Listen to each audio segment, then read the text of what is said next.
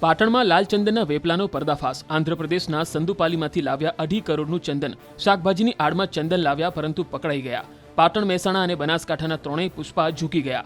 આંધ્રપ્રદેશમાં સંદુપાલી સાનીપાયા ફોરેસ્ટ રેન્જમાં ચંદનની ચોરી થતી હોવાની ફરિયાદ નોંધાઈ અને ત્યાંના આરોપીની પોલીસે અટકાયત કરી પૂછપરછ કરી તો સામે આવ્યું કે ગુજરાતના 3 ચંદનચોરને ચંદન આપ્યા હતા। ત્યારે આંધ્રપ્રદેશની પોલીસે ગુજરાત પોલીસનો સંપર્ક કર્યો।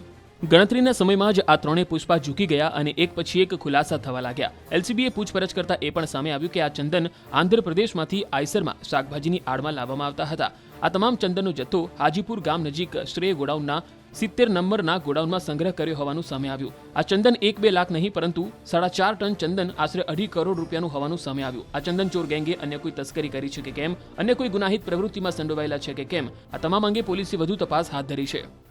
આ રેડ ચેનલ એન્ટી સ્મગલિંગનું જે પોલીસ સ્ટેશન છે ત્યાં ગઈકાલે એક ગુનો દાખલ થયેલો અને એમાં રક્તચંદનની ચોરીની હકીકત ની આખી ઘટના બનેલી।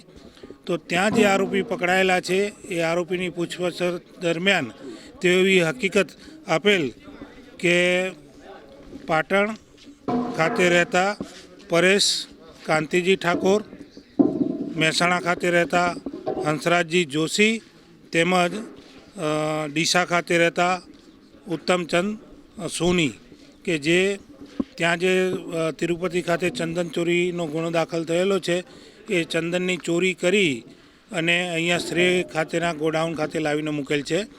આવા ઇનપુટ છે કે આંધ્રપ્રદેશની પોલીસે આપણા બોર્ડર રેન્જના પોલીસ મહાનિરીક્ષક શ્રી ચિરાગ કોરડિયા સાહેબ અને પાટણ જિલ્લાના હાલના જે નવનિયુક્ત એસપી સાહેબ છે વસંતકુમાર નાઈ સાહેબ એમણે આ હકીકત પત્ર મારફતે મોકલી આપેલ, જેથી પાટણ જિલ્લાના એસપી સાહેબે એલસીબીના પોલીસ ઇન્સ્પેક્ટર વીઆર ચૌધરી સાહેબ, પીએસઆઈ આર કે પટેલ સાહેબ તથા બાલિસ્ટાના પોલીસ ઇન્સ્પેક્ટર શ્રી વસાવા સાહેબને આ બાબતે તપાસ કરી અને કાયદેસર કરવાની સૂચના આપેલ, જેથી આ ત્રણેય અધિકારીઓ એલસીબી અને બાલિસ્ટાની પોલીસ ટીમ આમાં કામે લાગેલ અને તેમણે ટેકનિકલ તેમજ હ્યુમન સોર્સિસ ના ઉપયોગ કરી અને આ ત્રણેય આરોપીઓની તપાસ કરી અને મળી આવતા તેમને બીએનએસની કલમ 35(1) જે મુજબ અટક કરી અને ચંદન ચોરી બાબતે પૂછતા આજે હાલમાં જે શ્રેય ગોડાઉન છે હાજીપુર નજીકનું જ્યાં કાર્યવાહી ચાલી રહી છે ત્યાંથી તેમણે એવું જણાવેલ કે આ ગોડાઉનમાં અમે જે આંધ્રપ્રદેશથી જે અમે રક્તચંદન લાવેલા છે આ જગ્યાએ રાખેલ છે।